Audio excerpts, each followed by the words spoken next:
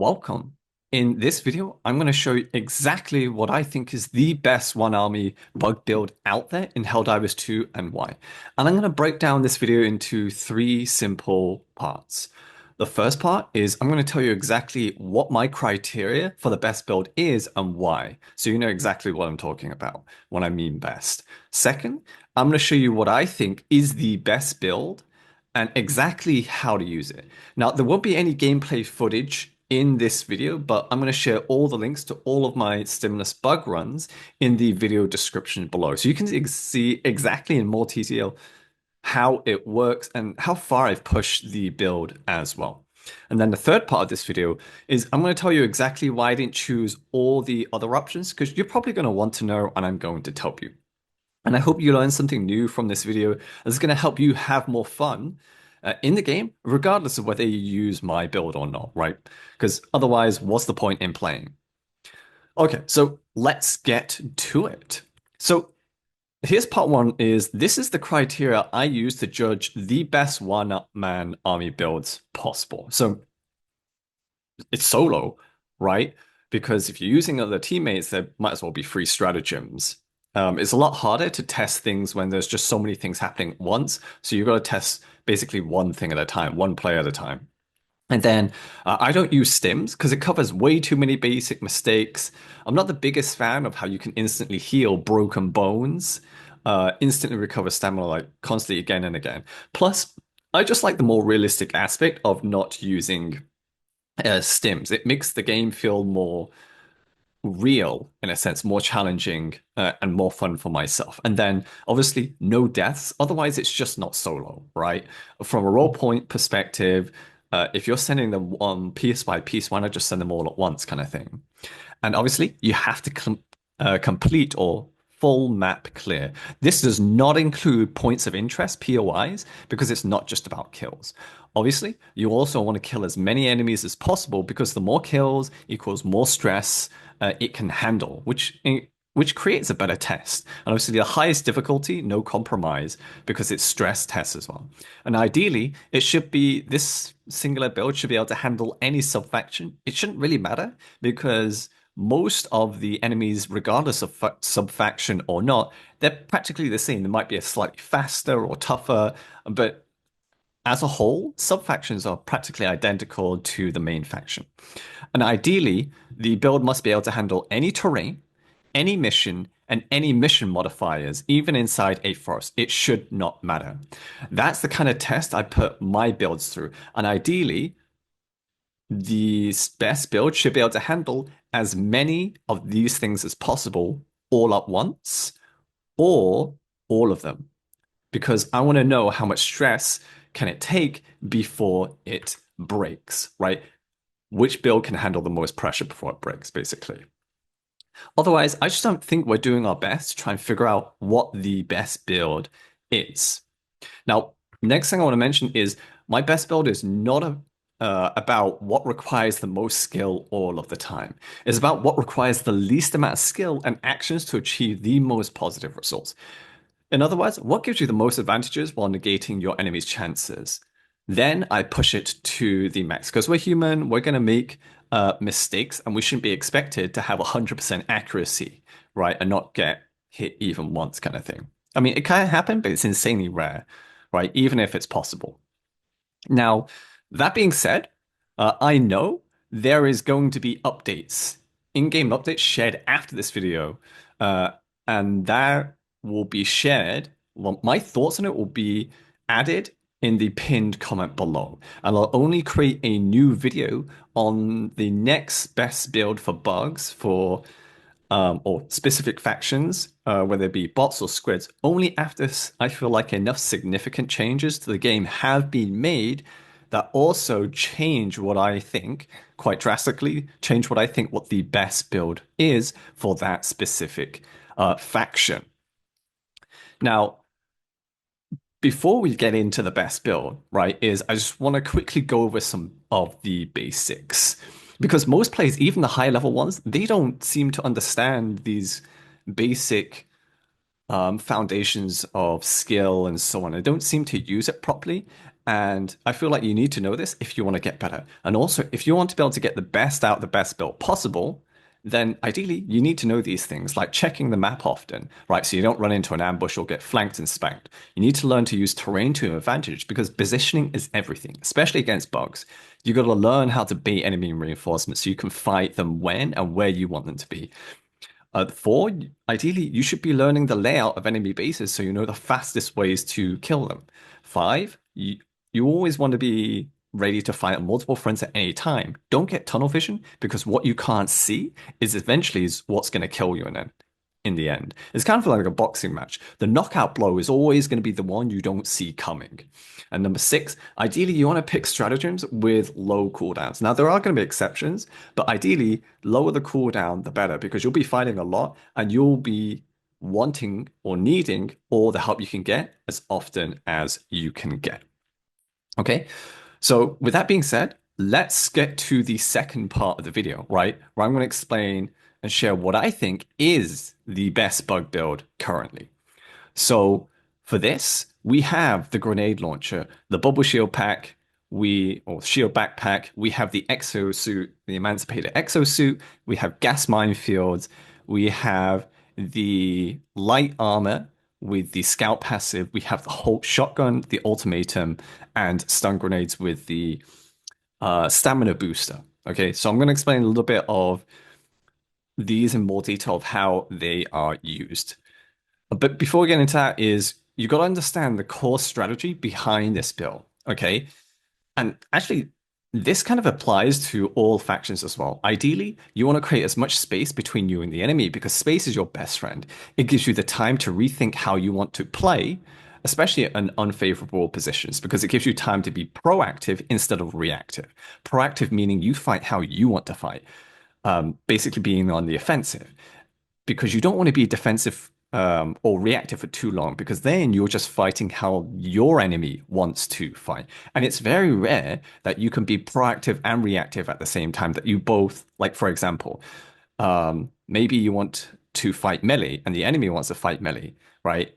Against bugs, you probably don't want to do that, but that is an example. Second is speed is your next best friend because the more speed you have, the more space you can create by either retreating away from the enemy or killing your enemy's speed too.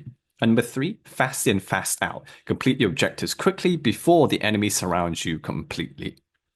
Okay. Okay. So let's go into a little bit more about the bug loadout. So a couple of things you may or may not know, right? The grenade launcher has a max range of 110 meters, give or take, right? That's if you have the arc about 45 degrees. Now, this is really good because if you're wondering how far do you need to be away or how close you need to be to a shrieker nest or to a spore spewer to be able to take it down, ideally you want to be about 100 or 110 meter mark and then aim just above the tree so you know that you're going to hit it. And obviously, reload time is about 2.5 seconds. This time will become more important later when I talk about the primary. Ideally, you want to mag dump. It's very rare that you want to just shoot, I know, 8 or 7 shots and have 2 to 3 shots left, because especially against the predator bugs, you don't want to shoot once or twice and maybe miss half your shots, which will happen quite often, and then spend 2.5 seconds reloading. Because most weapons aren't going to give you that time, 2.5 seconds, to reload before the hunters or the predator stalkers are on your ass. And obviously, for the shield is really important. It protects you from slows, hunters, and ragdoll. Okay. And also, it does something that most backpacks do not do. It protects you from janky coding. Practically no other backpack does that. And that's one of the core reasons why I've chosen it. And I've included like how long it takes to recharge from different situations, just in case you didn't know as well. But normally you'll feel this out. And then we have the mech. Okay, is normally I allocate one emancipator for the mega nest if needed, one mech for primary objectives if needed, and normally I'll have an extra mech or maybe two mechs, right? If I don't need it for the mega nest, I have two mechs to use for anything else.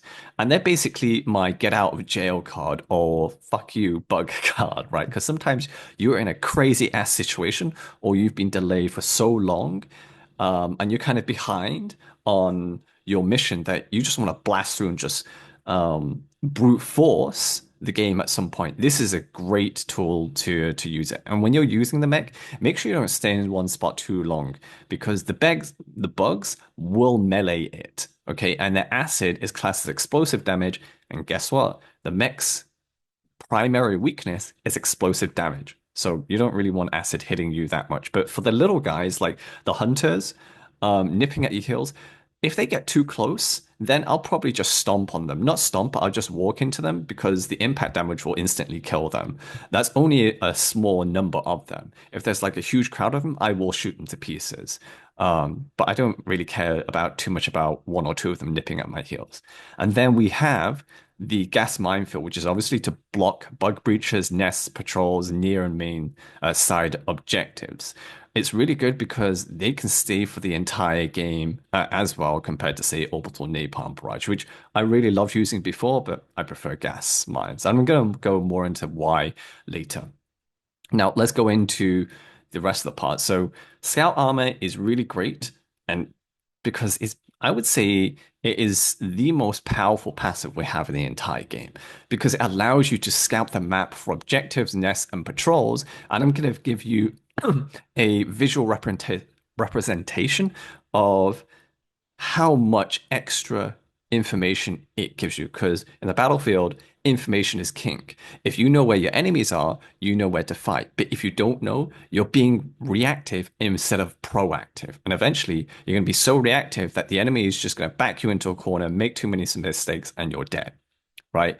And then the reduced detection range from the scout passive as well allows you to launch ambushes at your leisure simply because it's harder to spot you, right? And especially when you're fighting on, say, atmospheric spore maps where you can't see shit, okay, on your map and you're relying by eyesight alone, having that extra distance of not being detected really saves your ass a lot of the time because a lot of the time you're going to walk right into a bug patrol without knowing. And if you don't have the scout armor, they're going to catch you off guard and they're going to call in bug breaches when you don't want to. So that's why. And the scout armor passive is so useful because it helps to prevent so much of that.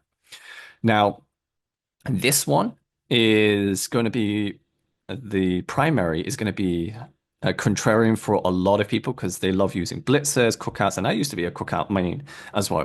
If you look in the video description below, you'll know that I think was it at least 6 of my runs include the cookout shotgun. Okay, it's great. I would still use it for fun sometimes, but overall, the Holt is by far the best primary for bugs. It's not even a competition.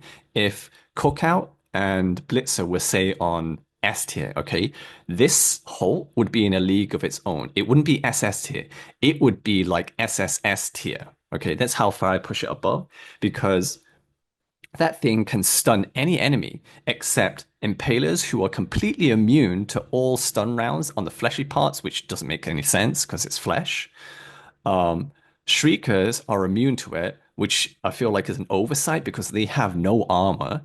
Um, so they should be stunned and then fly face first into the ground and die from impact damage. It's kind of like landing face first, right, off a building. You ain't gonna survive that. Neither is your neck.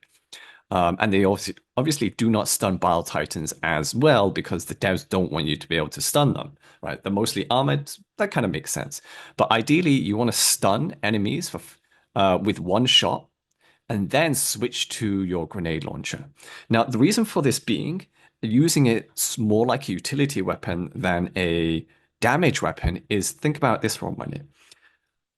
Most support weapons and stratagems, they can kill more enemies and faster than most primaries. So why are we relying on the other primaries to do the damage when machine guns, flamers, grenade launchers, autocannon, strafing guns, they are all far faster and far better, okay, at killing bugs. So let them do it.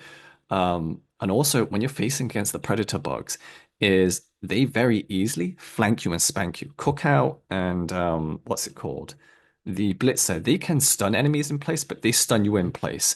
And if you're being overwhelmed, they can only stun for 1 second at a time. If you need to reload your primary, you don't have time because remember, the grenade launcher only has 2.5 seconds to reload. If you stun someone for 5 seconds all around you, then you have more than enough time to reload any support weapon and then shoot or throw down gas mines or strafing ones or whatever you want. Okay. And if you're wondering, I don't want to use this entire build, but if I was to suggest which one thing I would suggest you take for bugs, especially predator bugs, over anything else, it would be the hull. Okay, the hull is the only reason that allows the predator bugs to be manageable because it kills the predator bugs' greatest strength, which is speed. You kill their speed, they might as well be normal bugs. Okay, and then we have the ultimatum. Okay, obviously that's my anti-heavy weapon. Charges are pretty easy to kill with it. Bar Titans, like I can consistently kill one Bar Titan with 2 shots, just by aiming generally near its face. And I feel like that is pretty reasonable for most other players to do. Sometimes you'll overshoot, but hey, that happens. And also, one very important thing about the ultimatum is it allows you to destroy bug holes from behind. And if you want to stop Bar Titans from spawning from the Bar Titan hole, just go behind the Bar Titan hole and actually um, shoot the ultimatum there. And it won't spawn any Bar Titans when you do that. Okay. And also, you can blow up other bug holes from behind. And the reason I suggest you do that is most of the time, if you have to destroy bug holes the traditional way with, say, a grenade launcher or a grenade pistol, you literally have to walk around in front of the hole. And whenever you walk in front of a bug hole, the game will register that and it will code the bug hole to spawn a bug. Okay, you might be able to kill that bug, but for whatever reason, the grenade shot or whatever could bounce off. Okay, or for whatever reason, you might be surrounded by more than one bug hole and they start spawning so many different enemies, and you don't want to do that. You don't want to place yourself in a risky position. So the ultimatum allows you to kill bug holes without ever going in front of them and having the game spawn more enemies for you to kill. And this is extremely useful for mega nests as well, because sometimes just going inside is way too dangerous. So if you can run around the outside in the ring and just keep shooting ultimatums, that's a really fast, easy, and efficient way to kill mega nests pretty quickly. And then we have the stun grenade. Okay, now I use stun grenades because it can stun enemies for 5 seconds, just like the hull, and it's for all fuck situations. For example, if you are caught flat-footed by a charger or an a patrol that's about to ambush you, or for whatever reason, this really helps. And it only takes 2.5 seconds from the moment you press the button for the grenade to animation to start and throw. The grenade hits the ground and then activates. That is insanely fast. No other grenade, actually, grenade. Some other grenades do act faster, like the impact grenade, but this is insanely fast. So, and you won't counter all fuck situations. That's why the stun grenades, but it's mostly for the charger.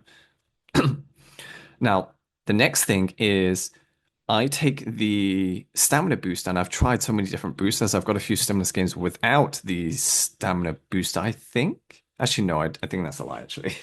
Um, but being able to run more and recover faster is massive against the bugs because you'll do a lot of running. And remember, the core strategy is speed is your best friend because it creates more space. More space, more proactive you can be. That's why stamina booster as well.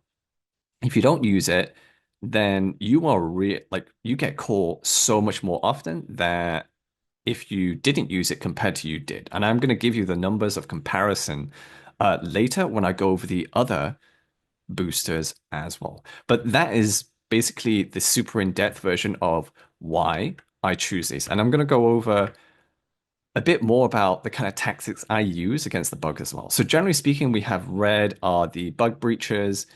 And then we have, well, this is not flag bug breaches, should say just normal bug breaches, but green is gas minefield and yellow is Helldiver location. Now, a lot of the instincts to handle bug breaches, especially if you use a lot of orbital napalm barrage, is to throw it on top of the breach. Okay, that's perfectly fine because the orbital napalm barrage has a massive, massive area of effect. But gas minefields do have the tendency to not cover all of the bug breaches because sometimes they will only spawn one bug breach, sometimes they'll will spawn more than one, and they're quite spread out as well. So ideally, to catch all the bugs that are spawning about to chase you, it's better to place them a little bit further out so that all the bugs are coming out the hole are guaranteed to hit the minefield rather than you placing it in the middle of the first bug breach and then having bug breaches spawn outside of the minefield and then running towards you and ignoring that. That kind of seems an inefficient use and waste of the minefield. So if you're wondering, but what if I don't know exactly where the bug breach is, right? Because sometimes there might be a spore charge and things are foggy as hell, or the planet is mostly foggy and it makes it really difficult to see. The general idea would be is if you see a bug breach, okay, and you have a general direction, just throw it at your feet. That's it, okay? Because chances are, if you can't see it, it's not right at your feet. So just throw the gas minefield literally where you are and then run away in roughly the general opposite direction of the bug breach. And you can basically have most of the bugs come towards you through the minefield because they'll choose the shortest path possible. Now, speaking of choosing the shortest path possible, okay, I'm stumbling over myself here, is there is a method to the madness of how to handle bug nests as well. So let's just say that this is the 10-man bug nest, okay, because that's pretty easy to imagine. Is it 10-man bug nest? I mean, 10 whole bug nest, right? There's generally speaking, there's actually three exits, but generally two areas of the exits. If you place the minefield in the middle, then yeah, you'll catch a lot of bugs, but still a lot of bugs will come out of the exit and towards you. And ideally, you don't really want that, especially if another patrol comes in, because then you have to shoot over two different directions, the bugs coming out the exit from the nest and a random patrol. Okay, so ideally, you want to place the minefield generally at the closest exit to you, outside or just outside of the bug nest. And the reason for this being is the bugs will always choose the shortest path to you, and and they don't register the minefields because generally speaking, bugs aren't going to register the minefield. They're not exactly a telepathic hive mind that has this instant information of knowing, oh, that's the minefield, right? I should avoid it. No, they don't really have that. So they're going to running towards that regardless. And what happens is when the first couple of bugs hit that minefield, they're going to create an entire gas um, fog, really fog. And it's going to create a traffic jam and they're going to affect each other. So you can ensure every single bug trying to reach you is going through here. So if you do encounter patrol, you can focus on the patrol and ignore all the bugs going through that gas minefield because they're going to be delayed long enough for you to do whatever you want before concentrating on them if the gas minefield isn't enough, which most of the time it is going to be like 99%. It will handle whatever bugs is thrown at it.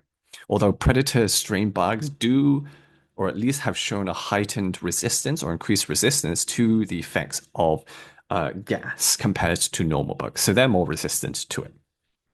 Okay, now the next thing is the spread democracy mission is noticeably the toughest mission out of all the missions for any faction regardless, and the bugs are the trickiest.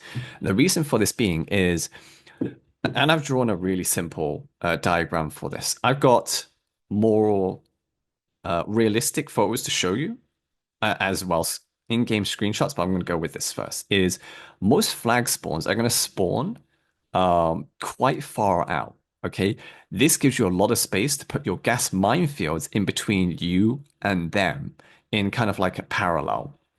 And obviously, if you've got good vision as well, line of sight, then you can easily kill them before they reach you. And ideally, you don't want your gas minefields to do all the work. You want to kill as many enemies before they reach the gas minefield, so you have more gas mines for later in the game, especially late in the later stages of defending the flag as it's rising. Because the last thing you want is to have the last 10 seconds of the flag being raised with 10 or 20 enemies on there. right? When you could have prevented that by killing them all first and having more gas mines to work with. But the problem with the spread democracy mission is you have what we call the anthill flag spawn. That's the one where it's on a giant ant, literal giant anthill. It's not near any sea or human structures. And the spawns are very different. Is the spawn points, okay, or the bug breaches that spawn specifically for this anthill, they're spawned a lot closer, making things difficult. And there's also a lot more cover protecting the bugs and blocking your line of sight. So instead of having the minefields parallel to the bug holes, what I suggest is blocking an entire flank with gas minefields. So you block off, say, the entire left flank with gas minefields, allowing you to focus on the right flank because you're going to have more than enough time to kill all the bug breaches from the right flank. And by the time you're finished, you can supplement the left flank with your own grenade launcher shots or whatever you choose to do, because they're going to have a very tough time going through two sets of minefields. So that's how I've done it, and I demonstrate that in the videos in the video description below. Because I've done, what was it, two spread democracy missions. Only one of them has the anthill, but it shows you anyway. Now, this is going to be the in-game screenshot of the anthill, right? This is probably going to seem very familiar to you. And I'm going to show you roughly where the bug breaches will spawn for this anthill, right? So we have here, here, here, and here.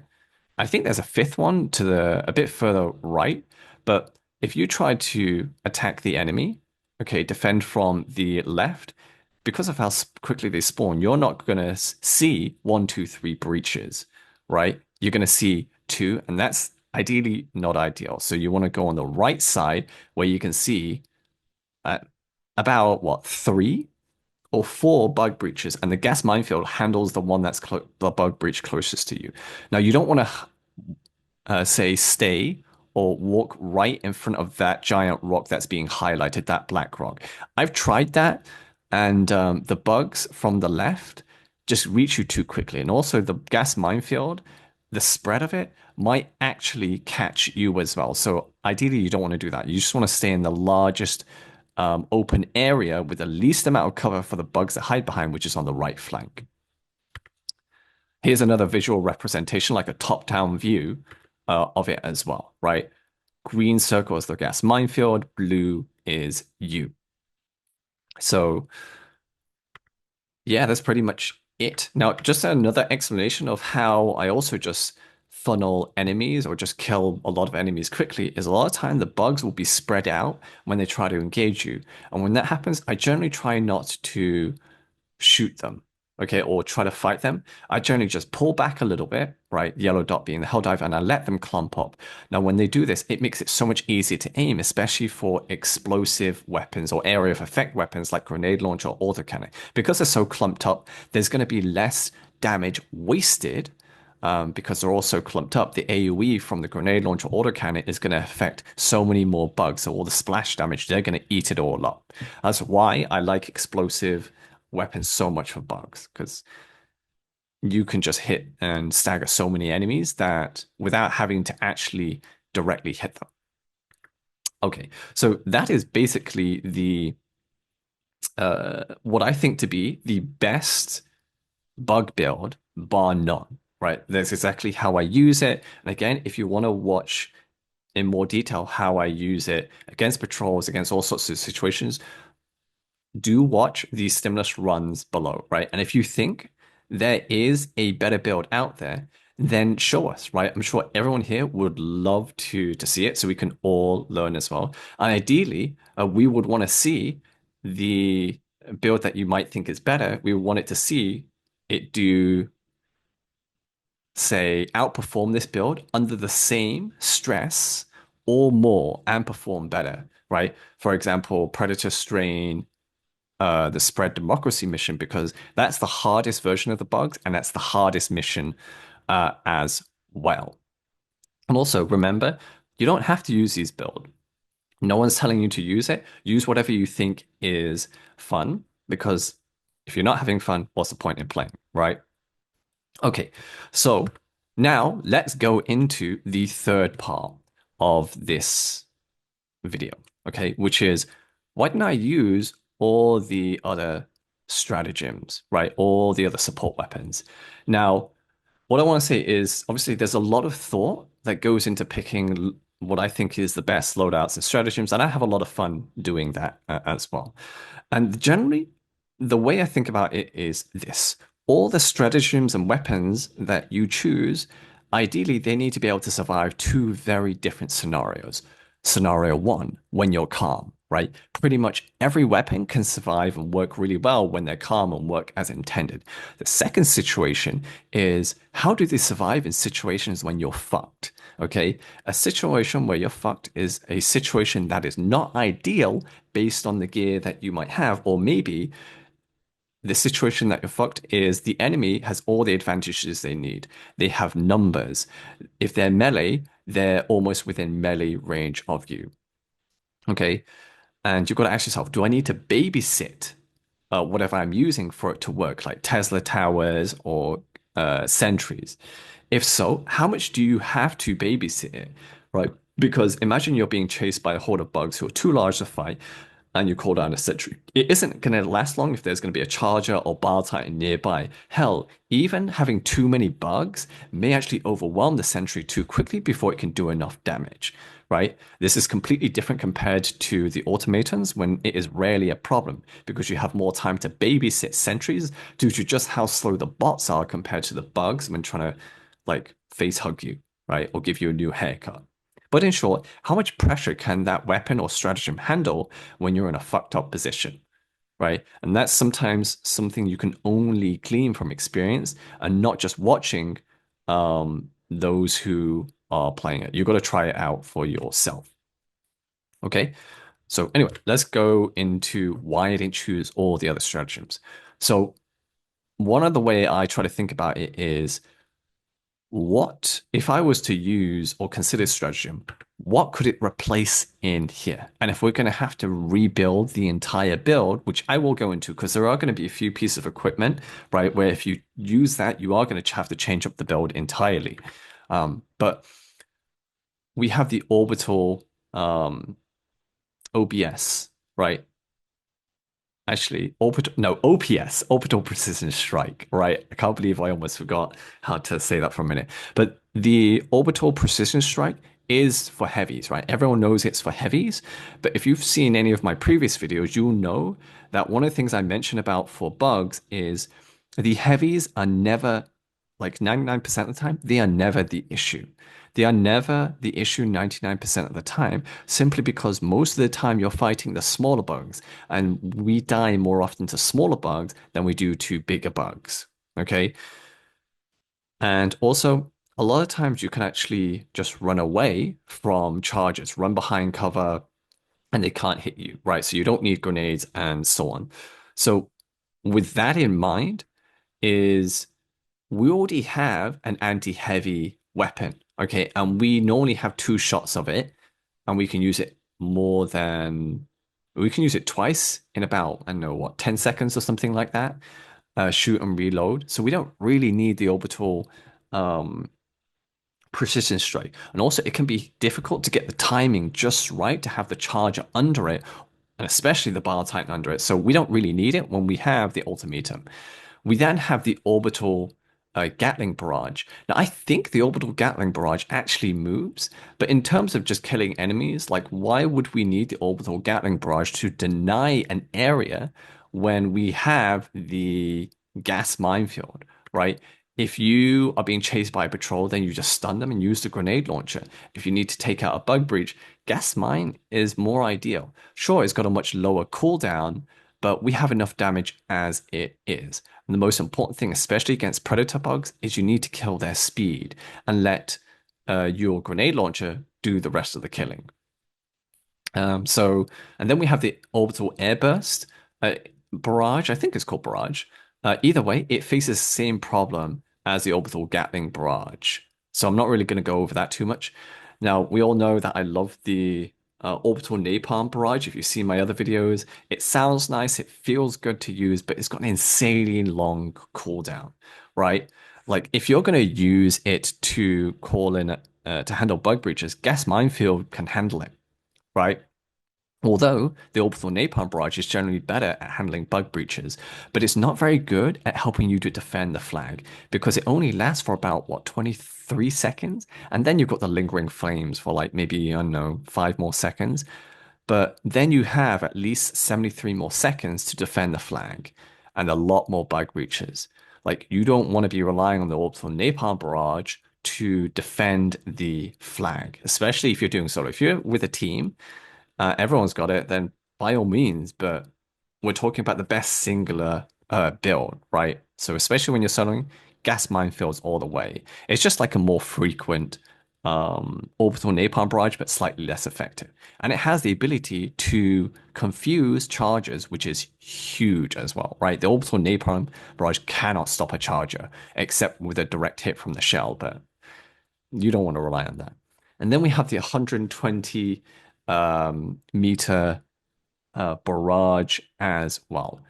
It's like if it's just for more damage, then it's not exactly the best option because we already have an anti-heavy option, right? We already, which is the ultimatum, we already have an anti-bug um solution, which is halt to stun enemies and grenade launchers spam them like crazy, right? And also, it's not doing a very good job of defending you and the area that you're trying to defend when you're raising the flag, because again, it can only help defend a small time of the 100 seconds it takes to raise a flag by yourself. And you're not going to salute the flag.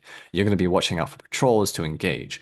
Orbital walking barrage can help with bug nests, but you're just better off running around using a grenade launcher and the ultimatum to kill it.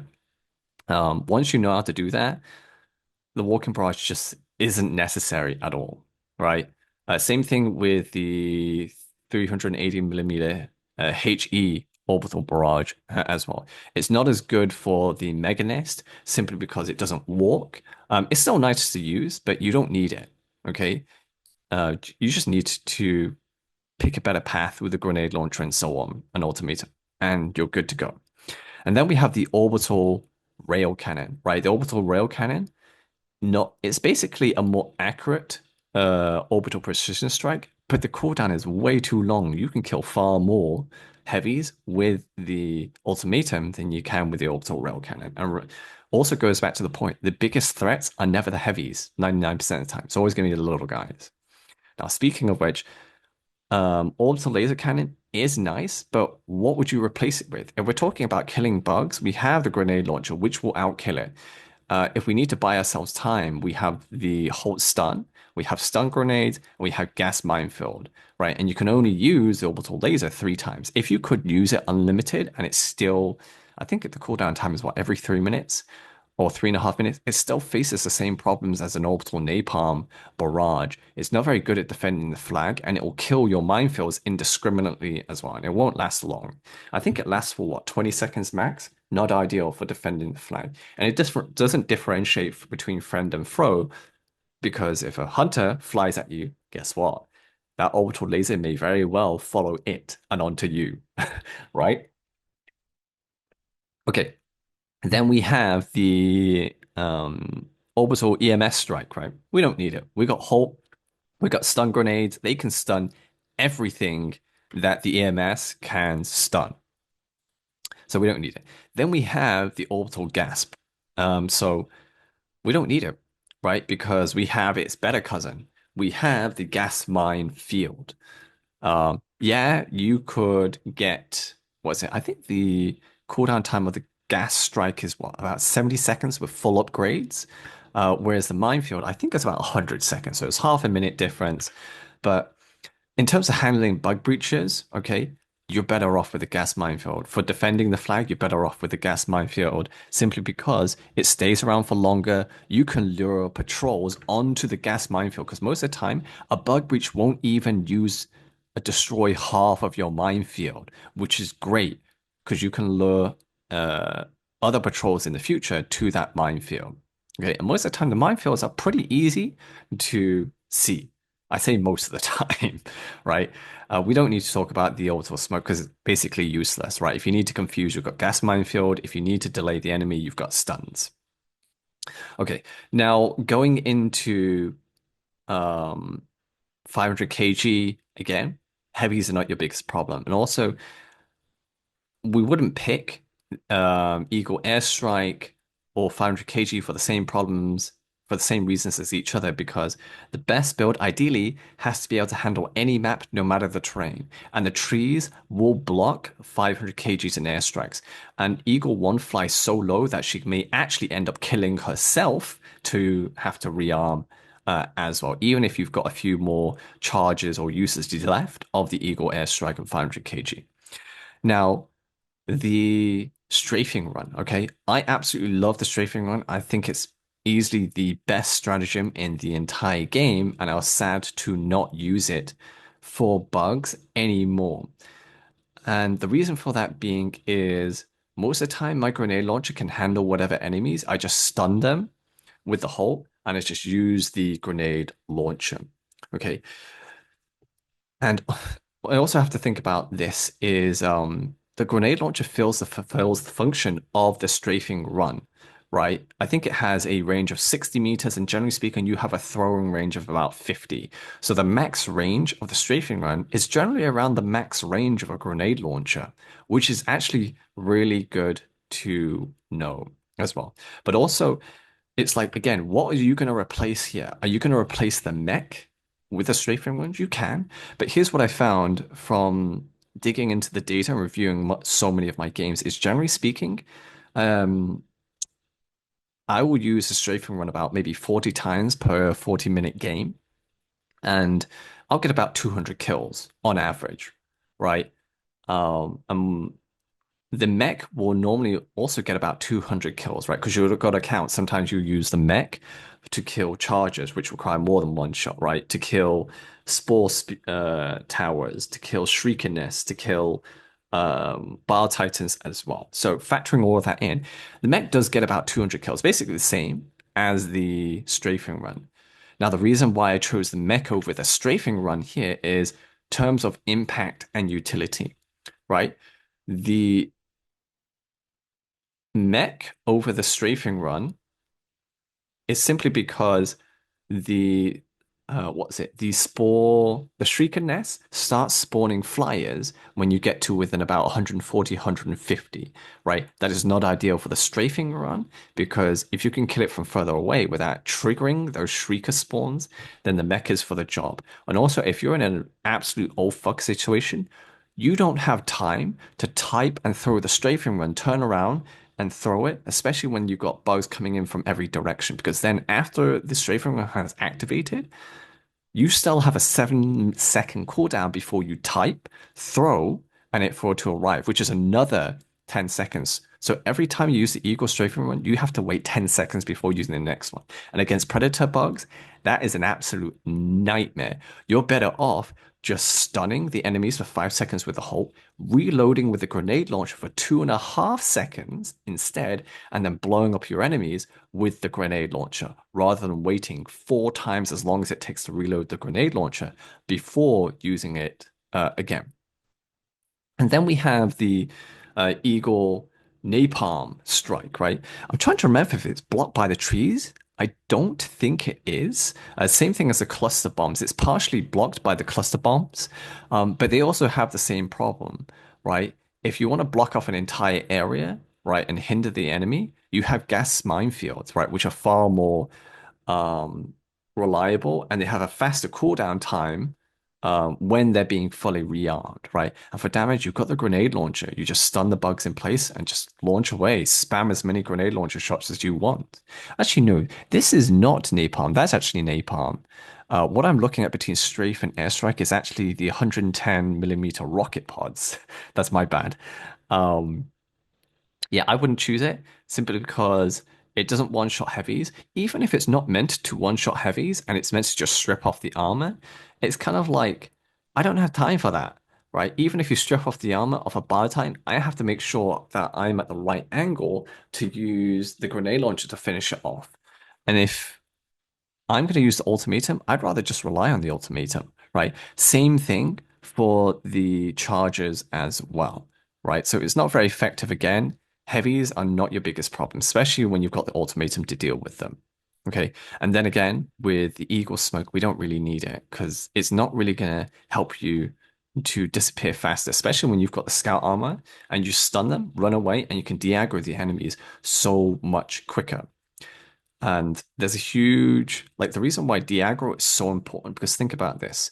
When the bugs are chasing you, right? Do they move faster than if they don't know you're there, but they know the general direction you are, right? Because the difference between the speed at which bugs run when they know exactly where you are and when they think they know where you are, because the difference between alert speed or chasing speed, I call it, and then there is searching speed. When they're searching, they move much slower. So if the faster you can de-aggro someone, the more those bugs are going to go from chasing speed to searching speed.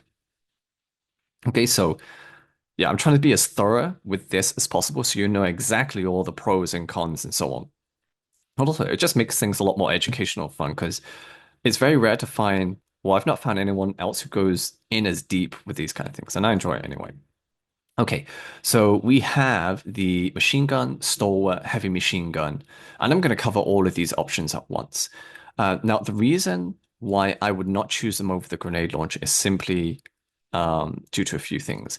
Is especially in low visibility planets or when you are fighting the bugs and there is a spore charger where you can't see anything, is you don't want to be aiming, right? With the machine guns or any variation of it, you have to aim a lot more carefully to make sure your bullets hit compared to the grenade launch. And also, they don't have AoE effects, right? So you can't shoot a rock and expect to damage the bug because you hit the rock and not the bug. But with a grenade launcher, you can hit a nearby rock and kill a hunter due to the AoE splash damage, meaning you don't have to aim anywhere as near as well. And when the bugs are bunched up, the grenade launcher is going to kill them so much faster than the than any other machine gun. Now, machine guns are better at killing hunters who are trying to flank you, but just stun them with the hole and then just blast them with a grenade launcher or stun them with the hole and just get to more advantageous ground. Wait for the hunters to move to a different position that's going to make you easier for you to just shoot at nearby rock and kill them easily, right? That's how I normally try to kill hunters. Stun and make sure they run to some terrain that I can shoot instead, because it's really hard to shoot those hunters when they're crab walking you. And also, like, I think the actually, does the machine gun, can you reload on the run? I don't think you can. Actually, no, I think you can. I can't remember. I know the stalwart you can run and reload at the same time, but heavy machine gun you can't.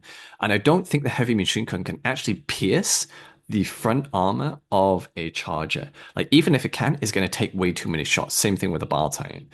And again, we don't choose or at least I don't choose the railgun simply because, again, heavies, right? Heavies are not your biggest problem. It's all the smaller bugs. And the grenade launcher completely outshines against the railgun when it comes to all the masses of hunters, stalkers, and so on. AMR is like a worse version of the machine gun in terms of killing lots of bugs, right? You don't want to be relying on that.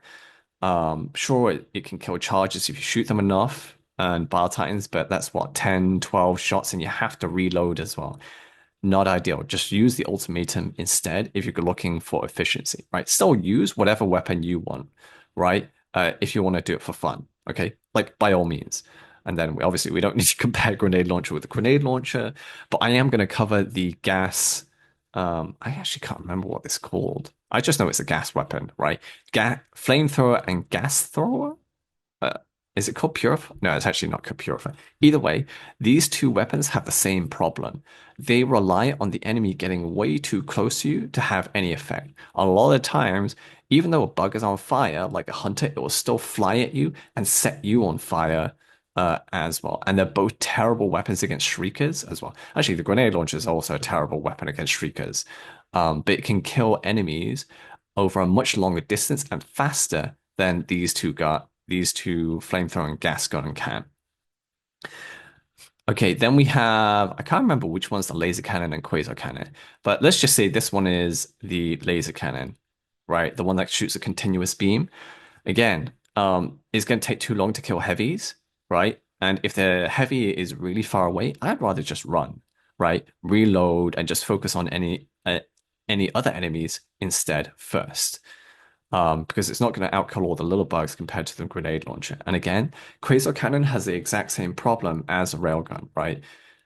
The best builds are not going to focus on having too many anti-heavy weapons because anti-everything else is far more important. And then we have, I believe, the Arc Blitzer, right? The Arc Blitzer has a max range of 52 meters or about 50 meters. The grenade launcher has double that, right? And yeah, like in terms of killing bugs, yeah, it has infinite ammo, but it can't kill bugs anywhere near as fast. And it needs to charge up. Grenade launcher does not need that.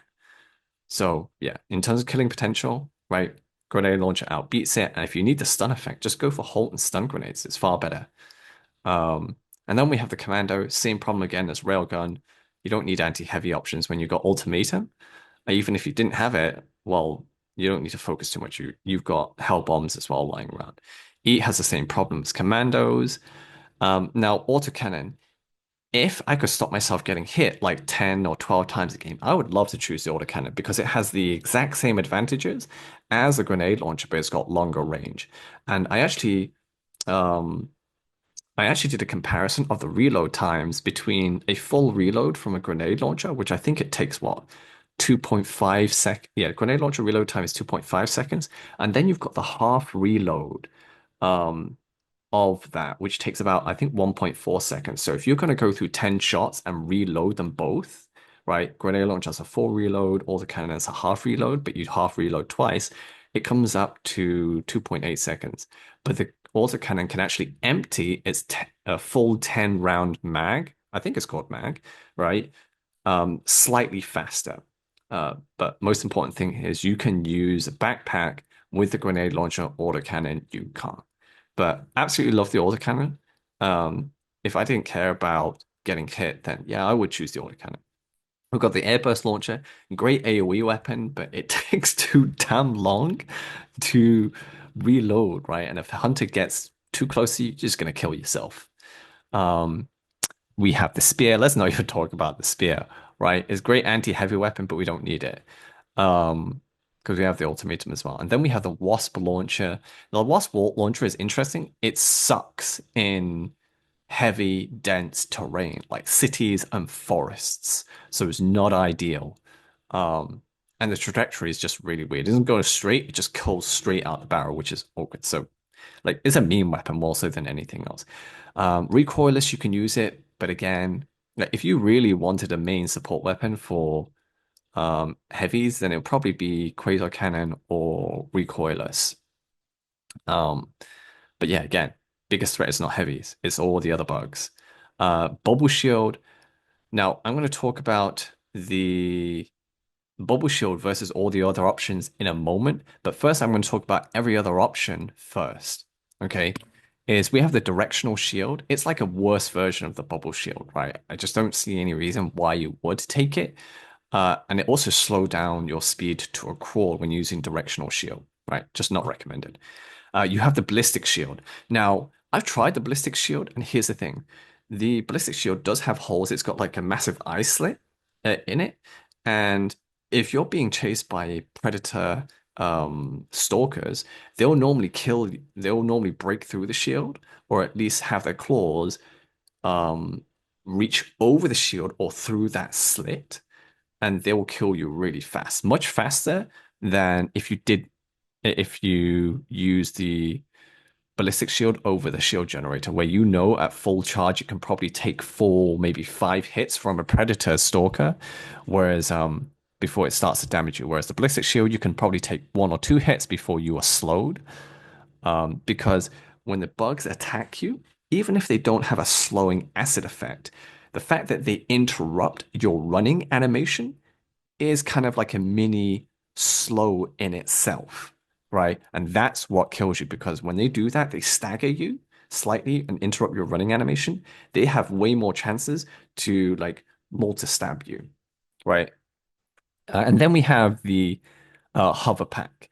Whereas the hover pack, I would say if I had to choose between the hover pack and jump pack, I would take jump pack because the hover pack creates what I call fake space. When you're facing the normal bugs, yeah, it's a lot easier to use, but with the predator bugs, because of how fast they are, they are just going to catch you. And the bugs don't all turn up at once. They're going to come at you in waves, and you're not going to kill them all because they keep coming in waves. And when you land, okay, is actually when you're up in the air at your highest height without being on top of buildings, whatever, the hunters can still reach you, right? Um, but also the descending time is way too slow. So you're basically chicken meat, right? Is it chicken meat? Whatever, you're fodder. So not ideal, right? But if you want to use it, like more power to you. And then actually, I'm going to go over the supply pack in a moment. So I'm going to skip that for now. Yeah, the Hellbomb backpack is a meme weapon, right? We don't really need to go over that. Super long cooldown, but it can be fun to use.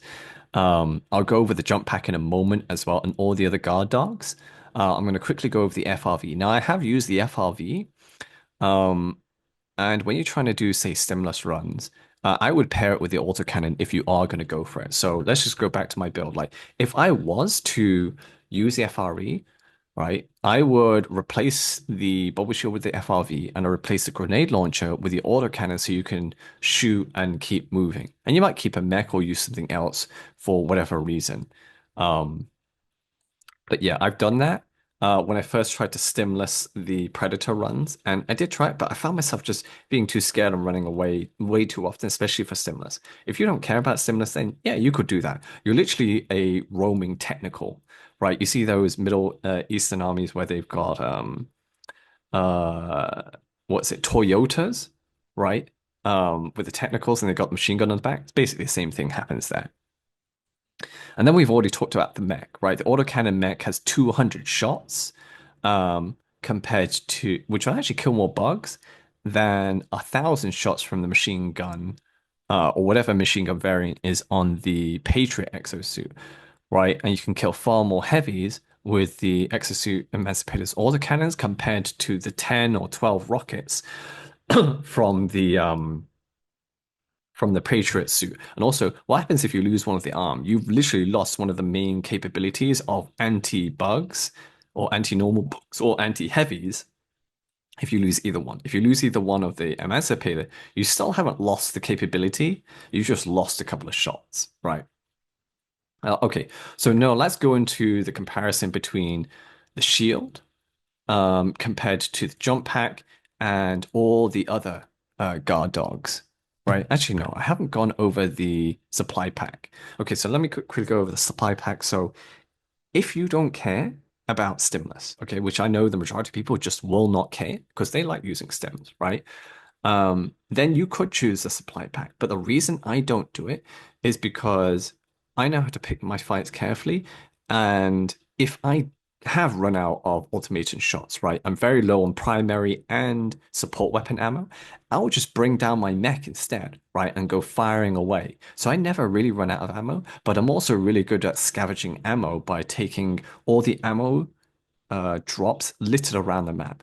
I rarely, if ever, uh, pick the ammo from the resupply pod. I rarely ever do it because I don't need to. So my teammates can have take double dips, right?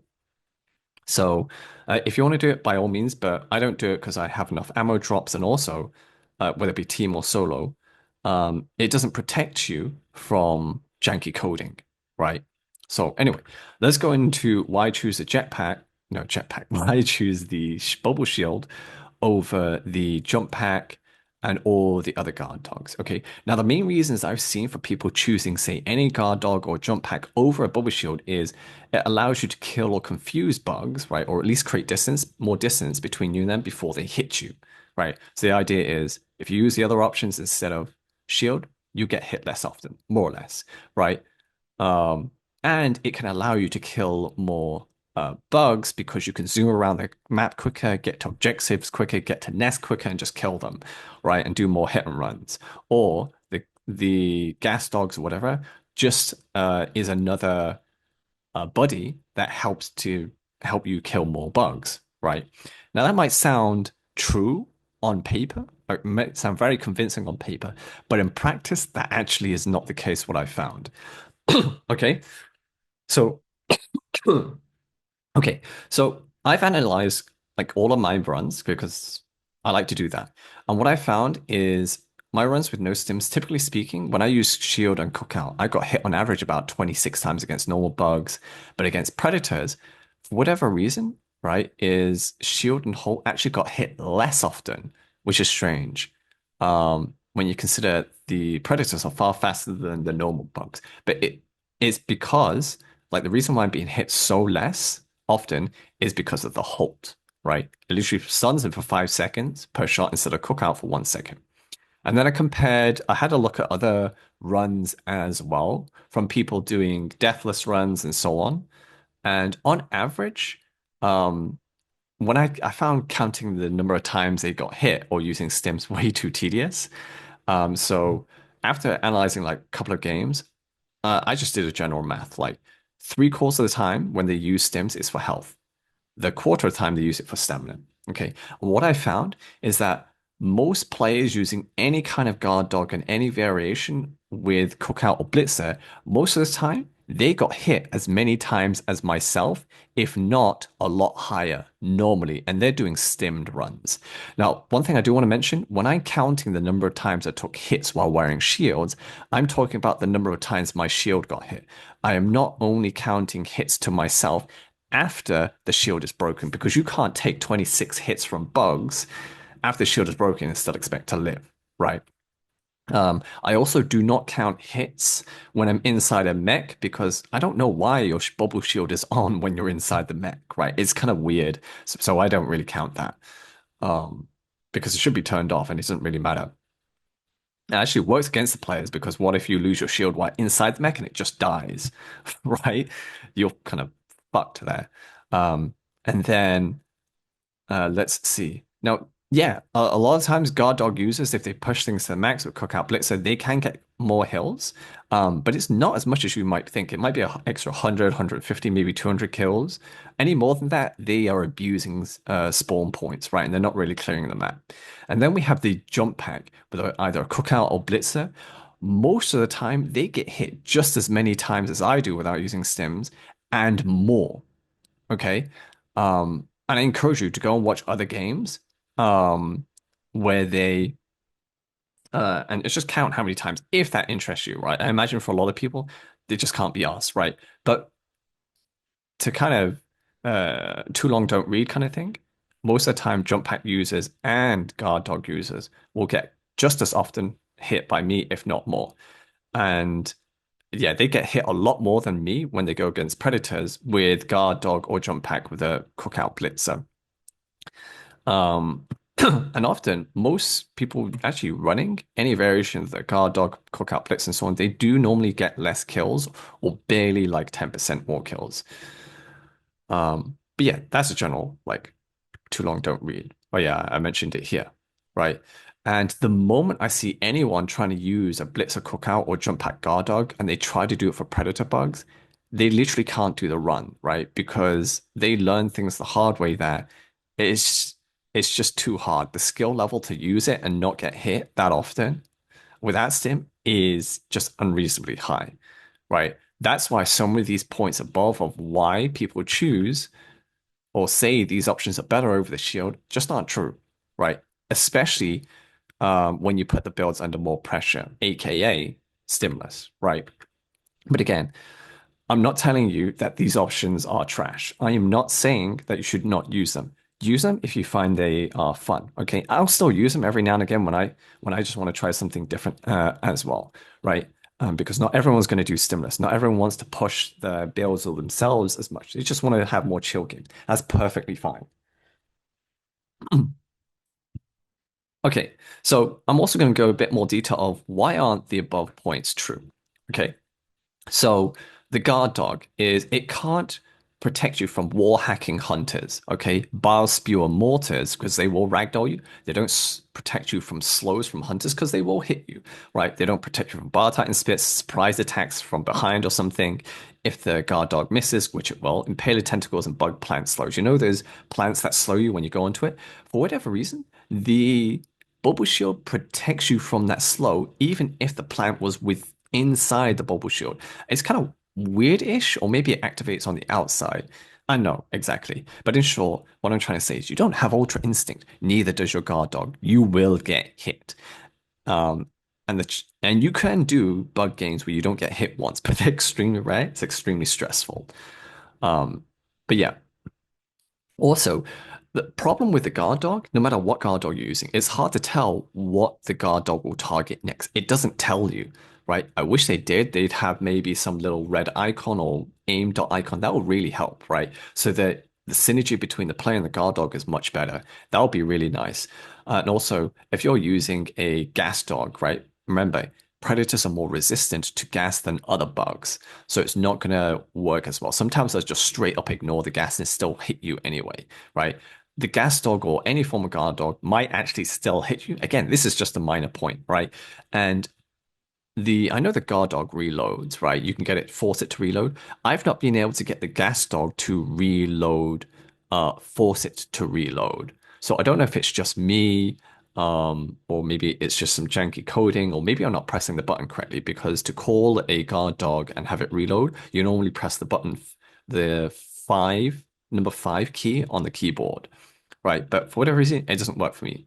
Um, but yeah, even if it did, it's still hard to tell what it will target next, right? And also doesn't always target the enemies you want it to target. Sometimes it will target enemies that are further out rather than the ones that are closer to you.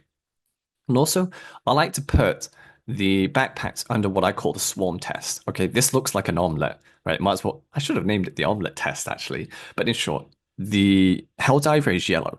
The enemies are all around you. Okay, or might be some impassable terrain you can't get through. When you're being surrounded all sides by bugs, can you get out without dying or taking damage without having to stim? With a guard dog, that is not possible, simply because you don't know where the guard dog is going to attack next. You don't know if it's going to do behind you, left, right, or whatever. Okay. And if you try to head towards the exit, you can try to blast your way through. But then again, you have no idea if the guard dog is going to protect you, okay, from all the bugs. Let's just say that you focus on blasting away the bugs closest towards the exit up top, and the guard dog focuses on the right hand side. The bugs on the left and behind you are free to jump and hit you, okay? Meaning you have to stim at some point most of the time, and you'll probably very much die if you can't get out there faster, which is most of the time. Okay, so it fails the swarm test. The bubble shield does not have that problem. Especially at full charge, you know it can tank 4 to 5 hits from any direction. So all you need to do is just blast away extremely fast with the grenade launcher and just run right through. And you know you can tank any hit from any side. And if you need any extra effort or help, you've got the stun grenades and halt to kind of block off one flank as well, right? Or multiple flanks. Okay, so now let's go over the jump pack, why the above points aren't true. So again, the jump pack can't protect you from the same things as I've mentioned with the gas dog because you don't have Ultra Instinct and you are going to get hit. Okay. And then, so the next thing is problem with the jump pack, most of the map, no matter what map you're on, it's flat. Okay. And that is not good because most of the time, jump pack people want to jump over hills, right? Which will allow you to outpace someone on foot by like 10 or 20 seconds. But if you're jumping on flatland, you only gain 3.5 seconds of sprinting over a non-jump pack user. And I'll show you a visual representation of what that actually looks like in the next slide. Also, when you're using a jump pack, you have no idea when you're jumping into another patrol or not. This is especially bad against atmospheric spores, right? So you probably hold on to that jump pack charge for oh fuck situations rather than getting around the map faster. right? There's also a random chance of being ragdoll when you're landing. Now, I know the chance is low, but you can't completely negate it 100% of the time. But the chance of it happening is still too high, right? 5%, 10% is still way too high because that could be the time when you're like, damn, I don't need that. And you get bum rushed by 10 hunters who eat you for dinner, right? Okay, so this is a visual representation of how much extra distance um, the jump pack user can gain over someone who is walking, right? Because it'll take the non-jump pack user to reach 25 meters, that distance, within 3.5 seconds. The jump pack basically doubles that distance to 50 meters in the same amount of time. And just for visual reference, like this is roughly 60 meters, which is the actual um, hunter leap range. They won't leap unless they're within 16 meters of you. So just a nice little visual representation for anyone curious. In other words, comparison of jump pack and non-jump packer for Flatland is not as far as we thought, right? So yeah, it's pretty interesting. Okay, yeah, as I've mentioned before, a lot of players, most players will often hold on to the jump charge just in case they run into patrol. And they don't want to be caught on cooldown, right? Because then you're really fucked. And also, the jump pack is it will have a lot of difficulty going in Meganess because they often have high walls and no downhill slopes for the jump packers to increase their jump distance. It's literally your worst nightmare because you have to jump up a hill once you're inside and you know you're not going to get very far like that. It kind of sucks, but that's how it is, right? And also, hunters, stalkers, shriekers, and impaler tentacles will outrun and catch a jump pack user unless the jump pack user jumps a crazy distance off a downhill slope, right? They will catch you. Okay, and then again, with the jump pack, we have the swarm test, right? And the swarm test is normally over flat land, but especially what happens when you can't jump out, right? Because of a wall or it's an upward slope, right? You have even less of a chance of actually making it through than a guard dog because you don't have as much protection. At least a guard dog can help shut down an entire flank. You can't do that, right? And if you're jumping forward, your aim is not very good because if you're using grenade launcher, you don't want to shoot the guys in front of you um, while you're mid jump because you're jumping towards those explosions, which might actually ragdoll you as well, right? This is not a problem on a massive downhill slope, but most of the time you're not going to have that luxury. So the jump pack literally fails the swarm test or the omelet test, right? So in summary, the all the other options, the dog options, the jump pack options, require far more skill and more complexity to produce similar and often worse results than a bubble shield to gain more kills or get hit less often. Okay. Also, the behavior from all the other options compared to shield are often less consistent and predictable compared to the bubble shield, right? It can't handle as much pressure or stress when surrounded or ambushed, whereas the shield can, right? And also, the shield is the only backpack that actually protects you from janky coding. Not every janky code, but most. An example of janky coding it won't protect you from the bubble shield is Shrieker corpses, which will bypass the shields and not damage the shields as well, right? But yeah, that's another massive advantage the shield has that none of the other options here do, right? So that's why I choose, and I firmly believe the bubble shield is far better option than all the others. And again, it's not saying all the other options are trash, okay? You can still use them, you can still have fun with them. I personally just believe, based on all my experiences, bubble shield is just by far the best option, whether it be stimulus or not. Because regardless, the shield will stop you from slows and janky coding. The others don't. Okay, so let's go into the defensive options, right? So I have tried sentries, but again, what are you going to replace with the sentry? Are you going to replace a mech, right? I don't think so, right? Because a mech is far better for oh fuck situations, and you have to babysit the Gatling sentry, right? And the MG, because too many bugs at once, it will overwhelm it. Also, the sentries have a tendency to target and kill you for the most ridiculous of reasons as well. So, and I have tried runs with it, but I just find having a mech is just so much better. And if I need to kill, Halt and Grenade Launcher, right? Flame Sentry, not that great because you have to babysit it so much. And it doesn't kill quick enough compared to the others. We don't take at least I don't take Rocket Sentry or Autocannon Sentry because they suffer from the same issue. Bugs get too close, which they will. They can't shoot them, right? And they don't shoot fast enough to kill enough targets, right? If you're going to take a sentry, I'd rather you take Gatling or Machine Gun Sentry. They kill more of the little bugs and faster too, right? Because the little bugs are always the biggest problem, not the heavies 99% of the time. Mortars, bad idea simply because you don't know which target they're going to shoot. They're like the much worse version of any type of guard dog because for whatever reason, they seem to target the bugs closest to you for whatever reason. You don't want those mortars getting in your face after the hunter you killed in your face from 3 seconds ago.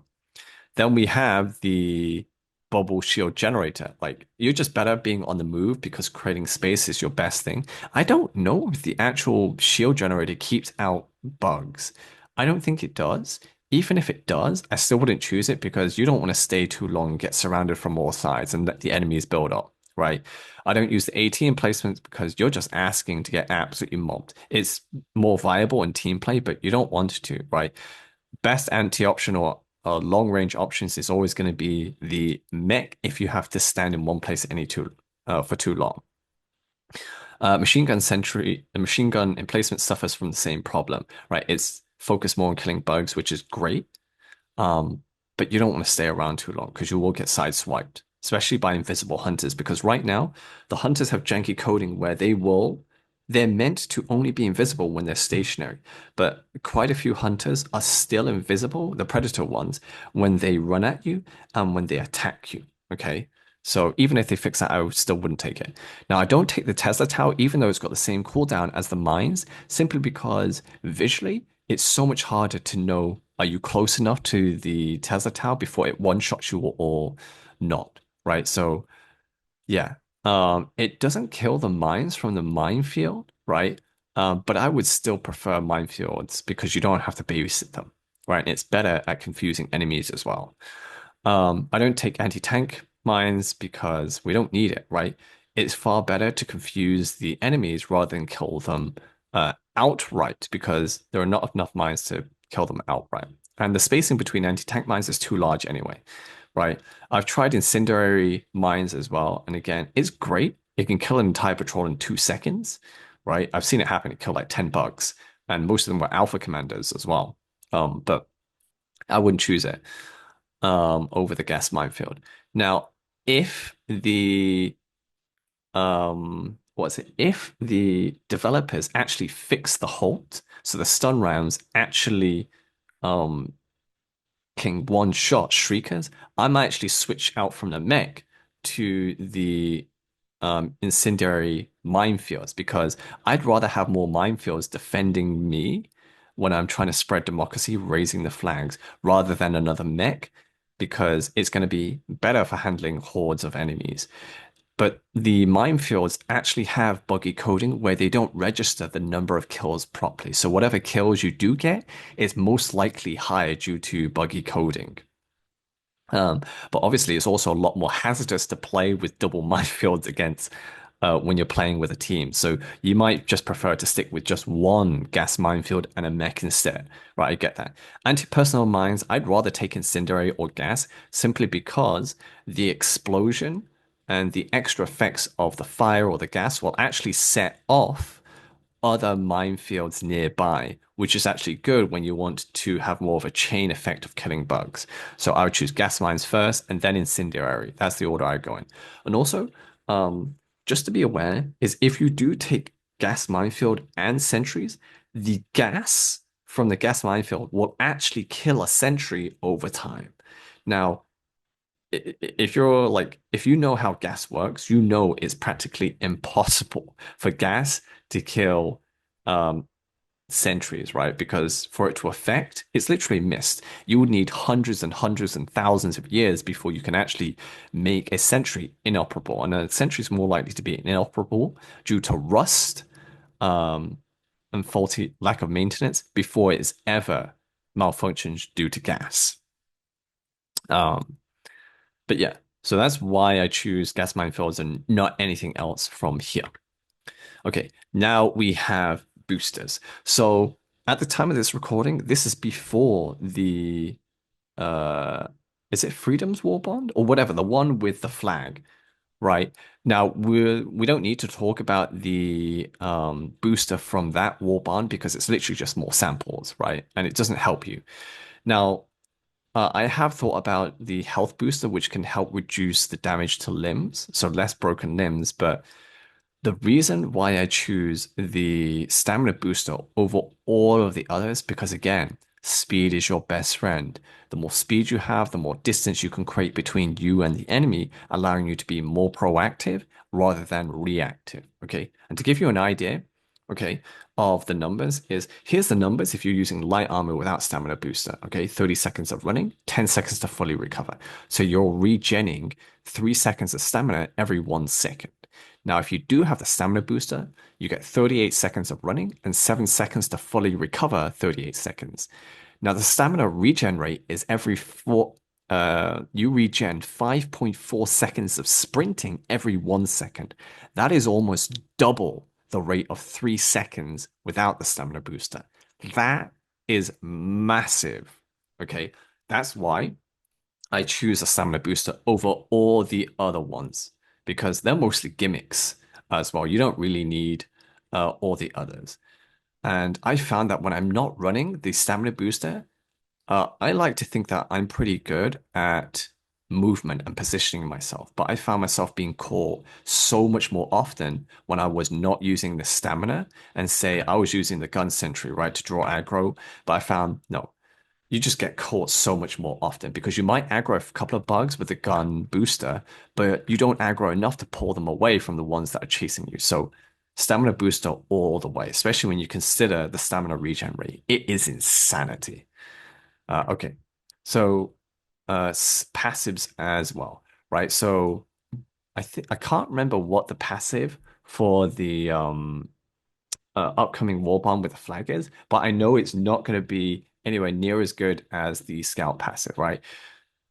Because it allows you to read the map and gain more information. Again, I'm going to give you a visual representation of what that looks like in a moment. And reducing range, I'm going to show you what that looks like in a moment as well.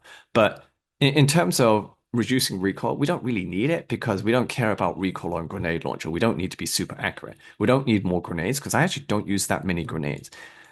We don't use throwing range because we want all the stratagems as close to us as possible, right?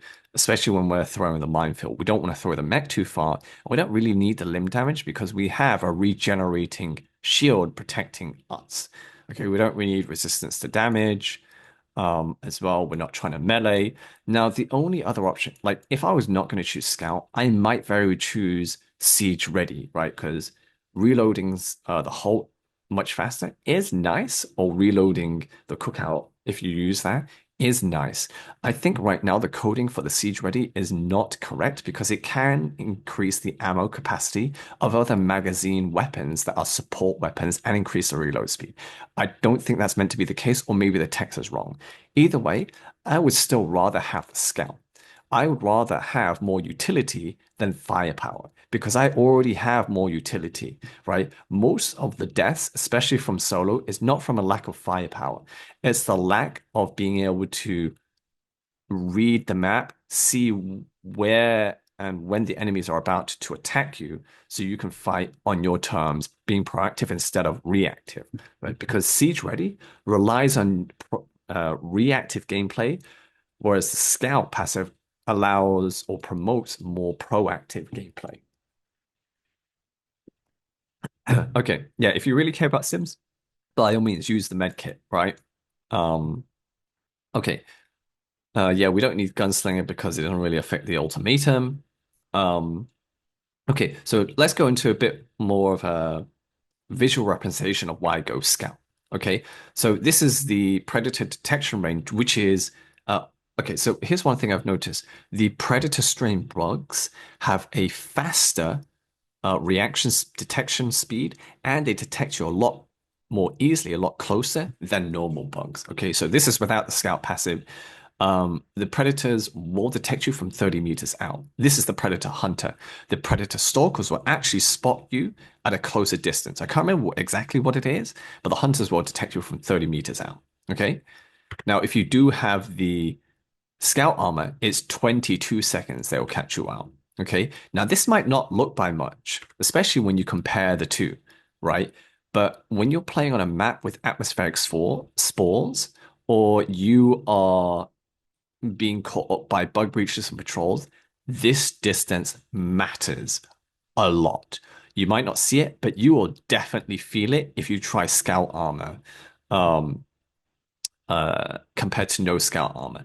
And I used to stealth around a lot, but I literally try to fight everything. I cannot overemphasize just how powerful controlling aggro through aggro detection ranges like this, right? It is absolutely massive, especially when you want to scout a bug nest, okay, without getting caught so that you can, or even radars, okay? Because sometimes when you're trying to hit a radar station, you don't want the bugs calling a bug breach. So it's better to just circle around and see where are all the little bugs that can call in a bug breach, and you can kill them first before focusing on the bile spewer or the stalk or the predators because they can't call in bug breaches, right? But that's a lot harder to gain the information of if you don't have the scout armor, right? And you're more likely the enemy is going to call in bug breaches because you missed a tiny bug that you didn't scout properly, right? Okay, here's another visual representation of the map, of what you can read on the map when you have no scout passive. So the map you have here, the max range of enemy detection is 73 meters, give or take 1 or 2 meters, okay? Which isn't actually a lot because if we do this, okay, is the green ring or the green dot represents you if you were in the middle of the map. The green ring represents the actual max detection range of your radar if you don't have the scout passive, right? Basically, you can only read or tell where enemies are in barely a fifth or 20% of your map. That is insanity when you consider the scout passive allows you to ping the entire map. So you can always read 100% of your map and anywhere else on the map to see, hey, are there any bugs heading to evac, right? So maybe I should move. Let's just say evac is on north side. You want to be south side to make sure the enemies are spawning south, not north, because when you destroy the bug holes, the enemy patrols will spawn from the closest map edge to you, right? So if you're wondering, am I too far up north? Check the evac point up north. If there are patrols spawning, head further down south, right? So they spawn from the south side, right? But anyway, it's just crazy how much of the map you can't read without scout passive. And information is king. It allows you, when you're in all fuck situations and when you're in calm situations, to plan when to attack, when not to. Um, yeah, it's also a good reason why most people do not like playing with atmospheric spore maps because they can't see shit, right? Okay, so now we've gone over the boosters. Let's go over the primary weapons. Okay, so we're going to talk mostly about the best primary weapons. We're going to talk mostly about handling the most difficult sub-faction of the bugs, right? Because when I talk about the best build, I'm talking about handling all enemies within that faction, including sub-factions, okay? And again, what I want to say is this, is most primary weapons can't kill bugs as well or as quickly as support weapons or stratagems. So it doesn't make sense to rely on strategy on primary weapons for damage. Okay. So we want to rely more on utility, and the best utility primary weapons are generally going to be ones that can create the most stagger or stuns, which is obviously going to be the blitzer, the cookout, and the halt. But the halt is far better, right? As I said. It can stun enemies for 5 seconds with one shot, and if it doesn't, chances are you didn't hit it enough times because there are some enemies that have, I think, what is called a stun meter, right? So let's just say that the whole stun rounds it shoots like 6 shots. Okay, let's just say that only two of the shots hit, right? A predator, it might not hit. It might not stun that predator because you need to have more shots hit it, kind of thing, right? So that's why sometimes some targets are not stunned. And if you're wondering, do I use the stun rounds for halts for the entire bug game? Yeah, I do. I don't see the need to do anything else because I don't rely on it to kill. The only reason I switched to the flechette rounds for the halt is simply because I want to kill shriekers and it's far faster. You can normally kill shriekers in 1 to 2 shots with the flechette rounds, whereas for the stun rounds, they need 5 stun round shots to kill one shrieker on average. Right? But again, the stuns rounds should be one-shotting shriekers once Arrow had actually coded the halt properly. Um, but yeah, halt above all the others because it provides the most utility and let your best damage dealing weapons actually do what they're meant to do, deal damage, right? So I don't really need to go over anything else, right? Because it's literally more stagger, more stun is better. You don't need damage when you've got support weapons and stratagems.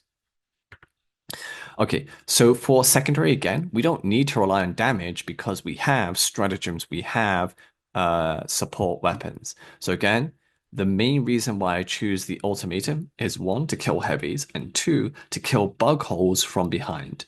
No other secondary weapon has as much utility as okay, the ultimatum in terms of completing objectives, because the value of being able to kill whole bug holes from behind is massive. So you don't have to expose yourself and go into the nest to kill it, to kill those bug holes. So I don't think I really need to mention much else because, right, every other criteria for damage is fulfilled elsewhere. Okay, so for grenades, we don't use dynamite because it just takes too long to activate, and there are better damage dealing grenades out there, right? You've got, um, I think that's smoke grenades. We don't need smoke for the same reasons I mentioned for all the smoke stratagems. We don't need frag because we've got grenade launcher. We don't need impact because we've got grenade launcher. The reason why I choose the stun grenade is for this reason. Okay, actually, I'll go over that in a minute. Yeah, the reason why I go for stun grenades is it can stun charges. Plain and simple. That's really the only reason I use it for. And also for all fuck situations as well. Thermite, I think, takes 10 seconds from the moment you throw it for it to activate and kill the heavy. That is way too long. You're going to get ragdolled and trampled by a charging charger unless you hide behind a rock and it runs into that rock instead. Okay. Now, I know a lot of people are going to say, why not gas grenades as well? Because it can confuse. Well, here's the problem. Gas takes longer to activate, and also predators are highly more resistant to gas, so it might not even work um, as well. And we don't care about the damage because if we really want to damage someone, we have strafing runs, we have minefields, we have grenade launchers, right? So it does less damage than all the other damage options we have, and it's nowhere near as good as stunning reliably or consistently or quickly as a stun grenade. Okay, so here's an example. The stun, from the moment you press the button, it actually takes 2.5 seconds for the animation to throw and the stun to take effect. The gas takes 3.5 seconds. And if you're running, if you ran into an ambush without knowing, which one would you rather prefer, stun or gas?